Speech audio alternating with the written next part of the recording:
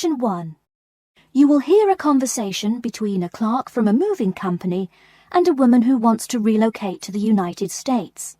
First, you have some time to look at questions 1 to 6. Now we shall begin.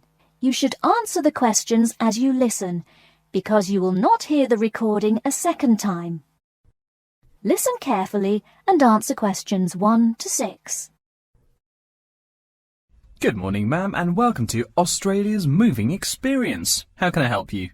Well, I hope you can help me. I'm so up in the air right now. Just calm down now. Let me guess. You're moving and it has you a little confused. That's it exactly.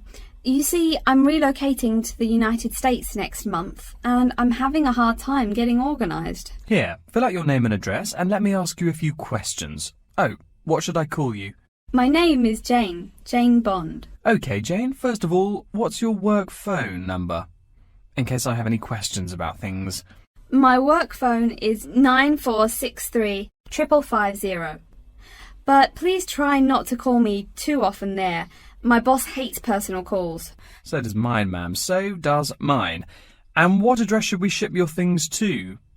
My new company is letting me stay temporarily at 509 Clark House. That's Clark. 1137 University Drive in Seattle. Seattle? Beautiful city, I hear. Mountains right beside the ocean almost. Cooler than Australia too. OK, and when should we come pack your things? I guess that would be on Monday, March 11th. Do you want any help with an after-packing clean-up? We do that for a small additional charge. Yes, that would be helpful. I promised the landlord I'd give her the keys back by 5 p.m. on Thursday the 14th. Great. We'll just schedule the clean-up for that day. That way, the place will smell clean and there'll be no dust. Well, you do think of everything. Oh, how much is this going to cost? Here is a list of our basic prices. Oh dear, this seems rather expensive. Yes, ma'am, but you're paying for the best. We're careful and we're fast. Like we say, the only thing we break are speed records getting you moved. Well, maybe that's so. Oh, I nearly forgot to tell you. I don't want my furniture shipped with me. I won't be looking for an apartment till after I arrive in America. Would it be possible to put my furniture in storage here for a month, then have it sent along later? Of course, we do that all the time. A couple of other things. Here at A Moving Experience, we try to pack your things logically. We don't just throw stuff in boxes. Before you hear the rest of the conversation, you have some time to look at questions 7 to 10.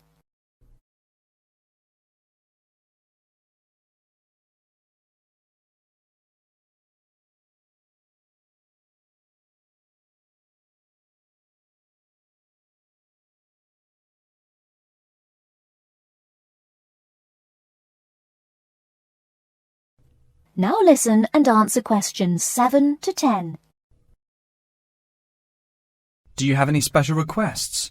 You know, things you want packed in some special place so you know where to find them. Like what? Oh, I don't know. Things like dishes, maybe. Not to be rude, but you look like a lady who likes to eat. Ah, yes, I need my dishes and things where I can find them quickly. Great. We'll put those dishes and cutlery in what we call the emergency pack. Can you think of anything else? I do have an antique tea kettle my great-grandmother gave my mother. I wouldn't want to lose that. So I guess you'd better put that in storage with the furniture. Grandma's tea kettle with the furniture. Got it. Say, how about things like your alarm clock? You don't want to miss your plane on the big day, right? Well, you certainly think of everything. Yes, that's right. I'll also need my alarm clock where I can find it. Fine, we'll put that in your personal package. And of course, we'll give you a list of where we pack everything. So all you'll have to do on Thursday the 14th is grab your luggage on your way out the door. I couldn't help noticing the new CD player you're carrying. Is that a Samsung? Why, yes it is. One of their best. Cost me nearly $100 it did. Do you want to take special care of it? I mean, it's brand new. Take care of it, but nothing special. You can just put it in storage with the furniture. That looks like everything we need here. I guess you're all set. That was certainly quick. Thank you, young man. This has been a most moving experience. That is the end of Section 1. You now have half a minute to check your answers.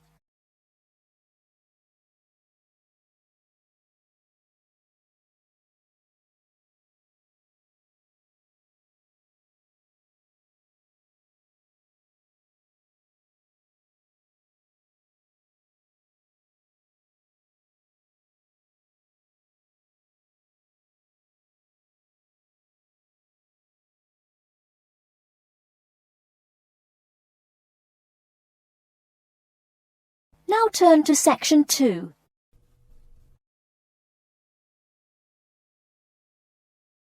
Section 2. You'll hear an introduction to a conference on computer system language learning.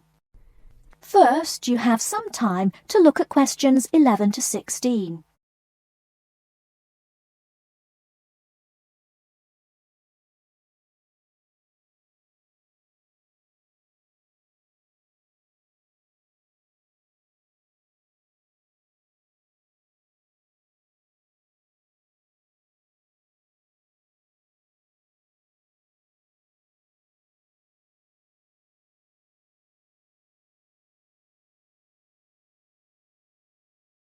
Now, listen carefully and answer questions 11 to 16. Good morning, everyone, and welcome to the second annual Wallabaloo Conference on Mastering Computer Languages.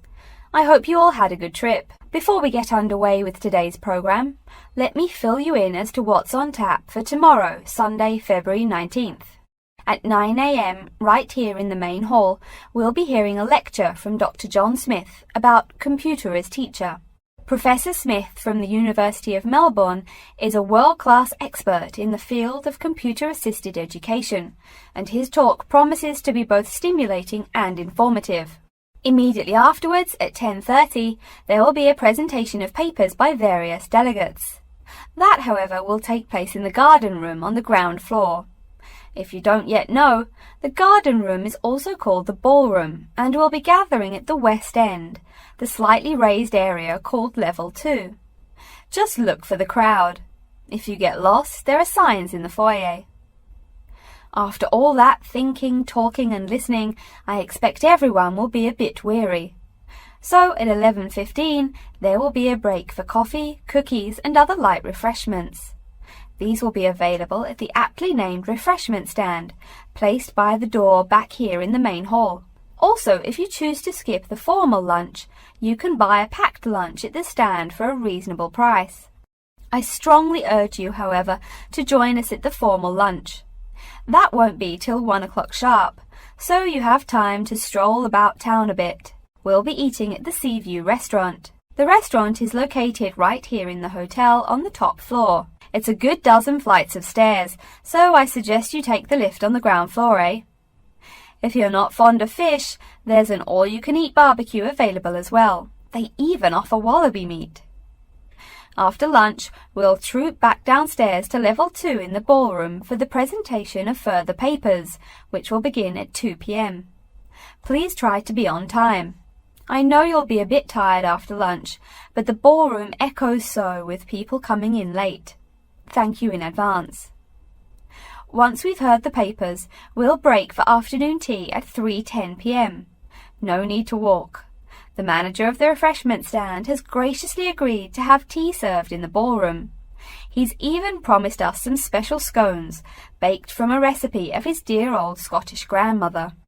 Then, tea being drunk and scones munched, we'll retire here to the main hall for some closing remarks and questions.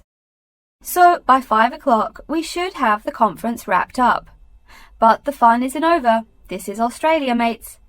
We'll be flocking to the hotel's own Palm Lounge on the east side of the foyer for an informal reception. You can relax, mingle with the other delegates, and let your hair down a bit. This will run from 5:10 to 6:10, though you're free to stay as long as you like. The lounge manager has informed me that for the duration of the actual reception, you can have all-you-can-drink beer for $20 with purchase of an advance ticket. Before you hear the rest of the talk, you have some time to look at questions 17 to 20.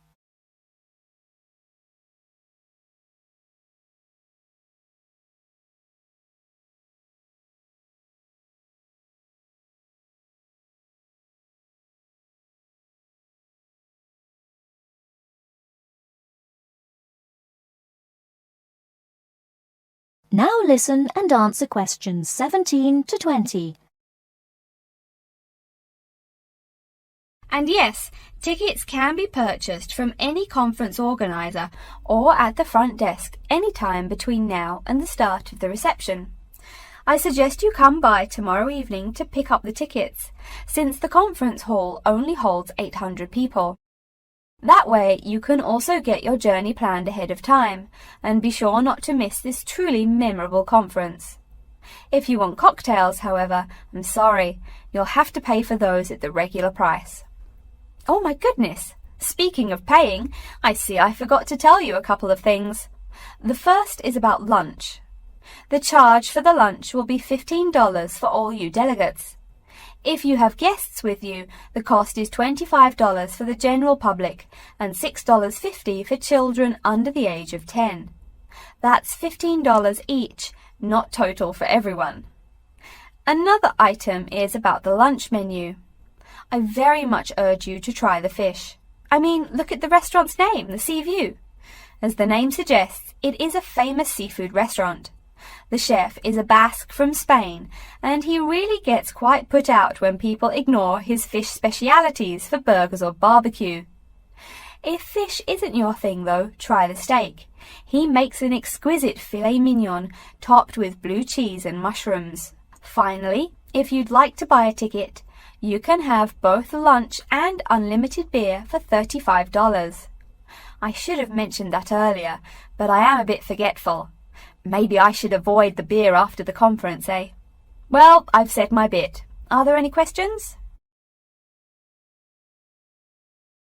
That is the end of section 2.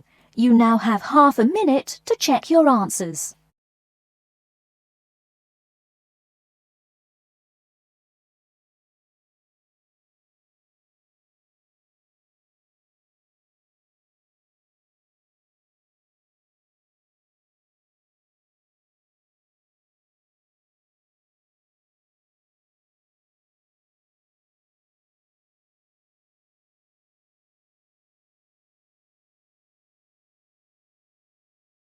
Now turn to section 3.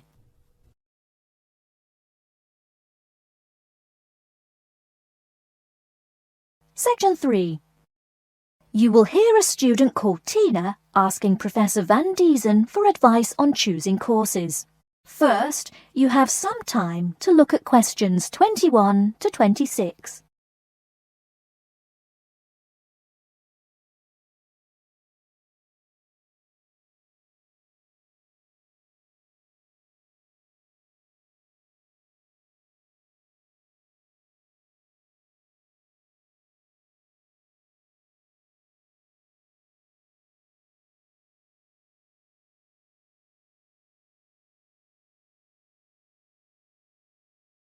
Now listen carefully and answer questions 21 to 26. Hello, are you Professor Van Diesen? Yes, I am. And who might you be? Oh, sorry, my name is Tina. I'm a freshman here. They told me I should ask you for advice in choosing courses. Well, that's part of what I'm here for. Please come in and sit down. Now, what are your questions? I almost don't know. Everything is so confusing. Like, what is a specialized course? Oh, easy. A specialized course is one that is compulsory, meaning it's a requirement for your major, and regular, so you can't place out by taking a proficiency exam. That sounds pretty strict. Then what are all these general courses? I seem to have to take so many.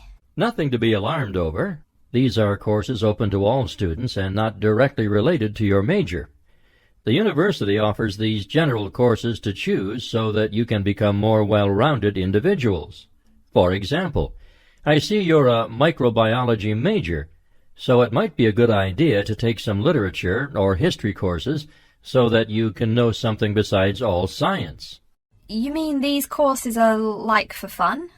That might be one way to look at it, but don't tell the literature professor such a thing. Think of a general course as the opposite of a specified course. A specified course is one that pertains directly to your major. So, can I take any microbiology course I want? Let's see.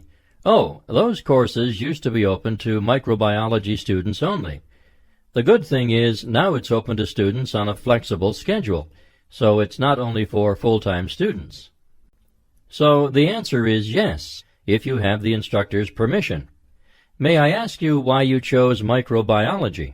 Well, I also like plain old biology too. You know, full-size animals. I might even become a veterinarian. Could I take some biology classes? Well, they are open to full-time students only, which I believe is what you are. I don't know how a freshman would get along with microbiology, though. I mean, most of the students presently looking into it are from off-campus. Off-campus? Yes, you know, people who use it in their work at hospitals, laboratories, even a police detective. Why did you choose microbiology, if I may ask? I don't think you quite answered that. Well, eventually I want to be a doctor. At least my dad tells me so. If I may say so, young lady, you seem a little uncertain. Still, I think that might be a good idea for a career. Of course, if you're thinking about being either a doctor or a vet, you should take some medical science classes before you even think of applying to med school. Great! What should I take? There is one small problem. The new medical sciences building is under construction, so there are no experimental facilities available until next year. I'm afraid you'll have to wait, but don't forget to take those courses at the first opportunity. Oh, bummer. Is there any other course you'd recommend for someone like me? Well, since you seem to like animals, have you ever thought about looking into environmental science? No, I never really thought about it before. Is it worthwhile? Quite. In fact, it's the fastest growing subject on this campus. Before you hear the rest of the talk, you have some time to look at questions 27 to 30.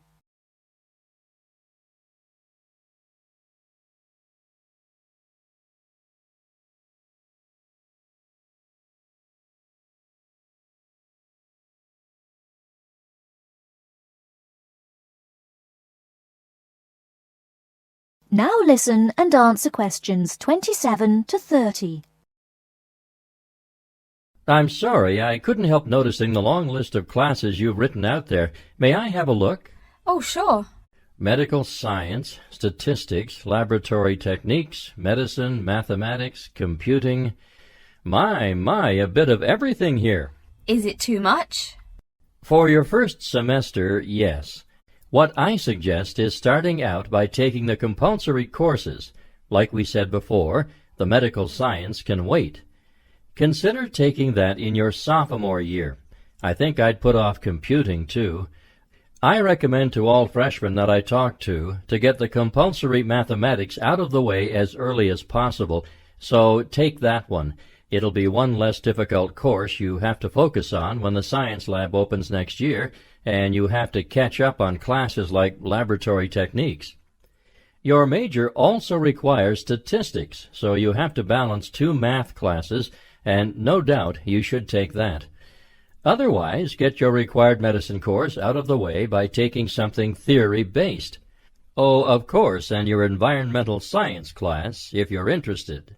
The others can wait, though I think computing is definitely a good idea, even though it's not required. I see, too, on your paper there you seem to have had high marks on the entrance exam. Yeah, I guess so. Don't be shy. Have you thought about applying for a scholarship? Do they have any? I mean, my dad is always complaining about how much money it costs him. In your department there are actually 3 full scholarships available. They cover tuition and provide $1,500 cash. $1,500 cash? Party! Please, miss, the money is intended more as a textbook allowance, not party money. If you promise to behave, I'll show you how to apply. Great, and thanks. That is the end of section 3. You now have half a minute to check your answers.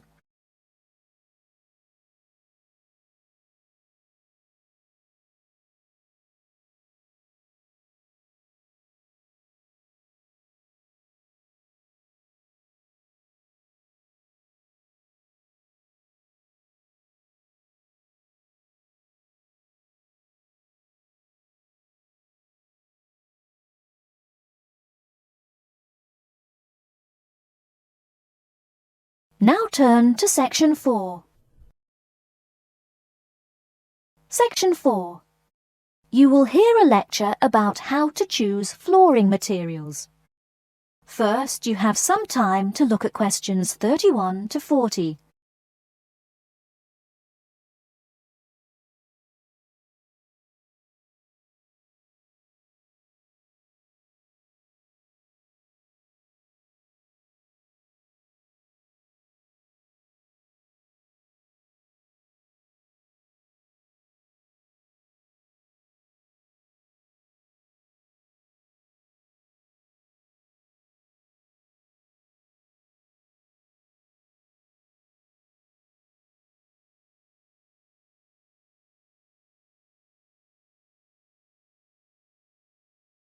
Now listen carefully and answer questions 31 to 40.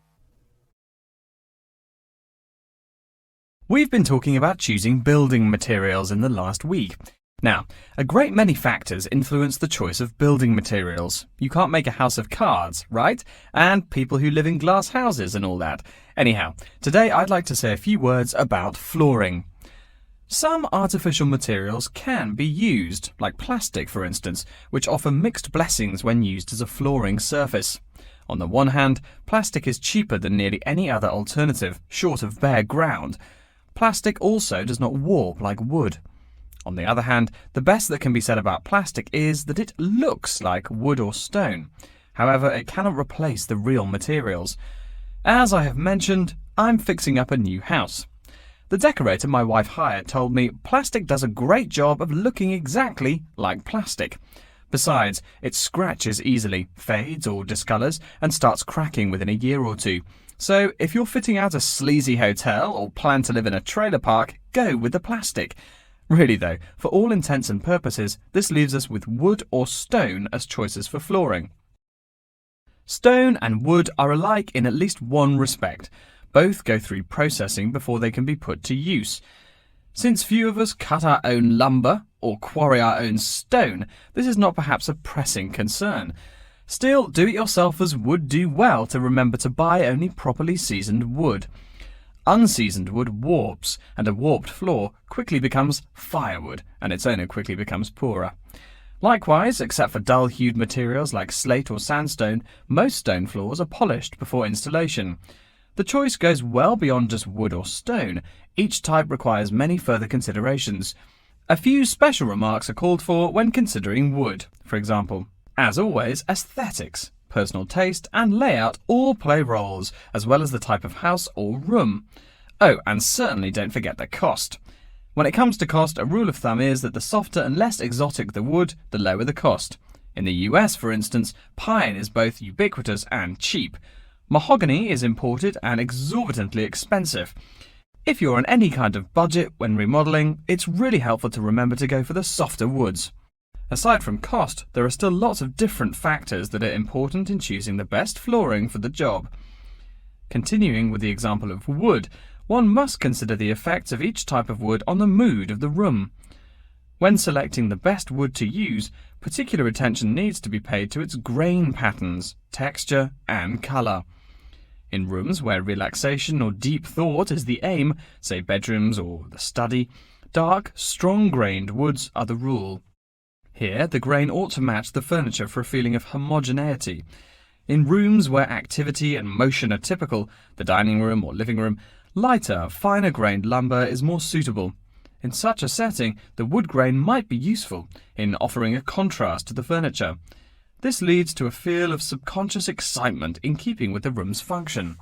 In either case, though, consult a decorator. It is a decorator's job to know what materials to use to fit the function of the room.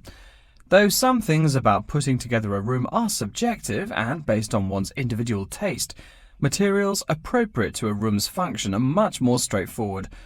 A decorator takes the needs of the customer and uses a mathematical formula rather than subjective words. Since feelings vary from person to person, verbal descriptions of wood types tend to be ambiguous. You want the wood you select, not something approximate. And if you do decide to do it yourself, remember that all wood must be treated with preservatives to enhance its appearance and preserve its natural beauty. In the case of stone, or quarry tile, as flat-cut flooring stone is properly called, a new set of considerations must be weighed up. Simple colour aside, the degree of reflection must be kept in mind. This is called the reflectance rate, which is expressed in a number between 0.0 and 1.0, depending on the amount of light it reflects. At one end of the scale is polished silver. At a rating of 1.0, this shiny surface reflects nearly all of the light directed at it. Numbers closer to 0 describe materials that absorb more light.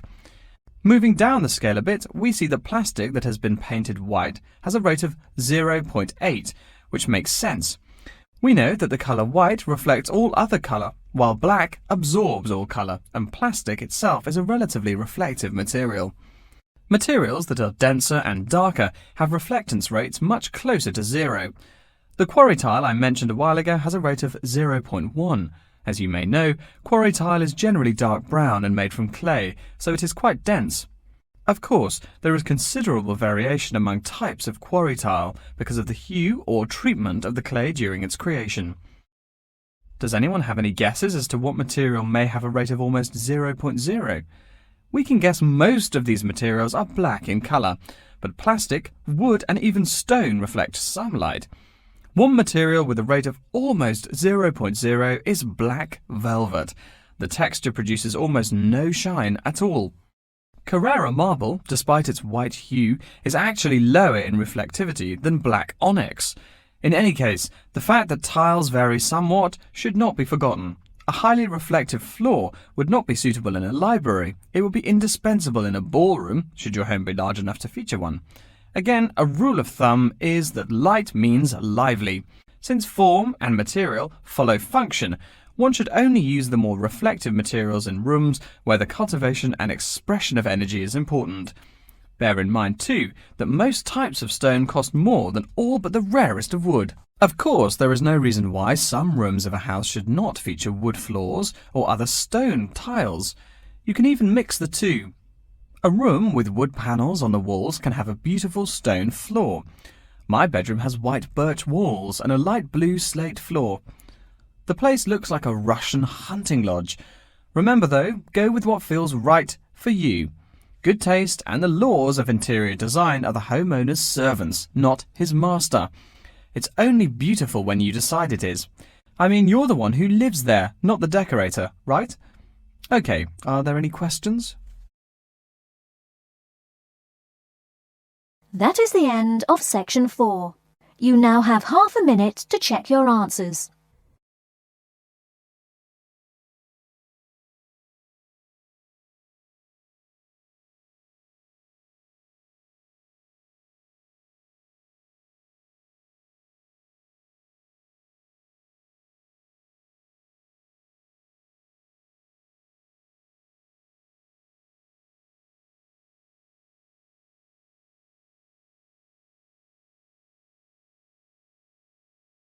That is the end of the listening test. In the Ielts test, you will now have 10 minutes to transfer your answers to an answer sheet.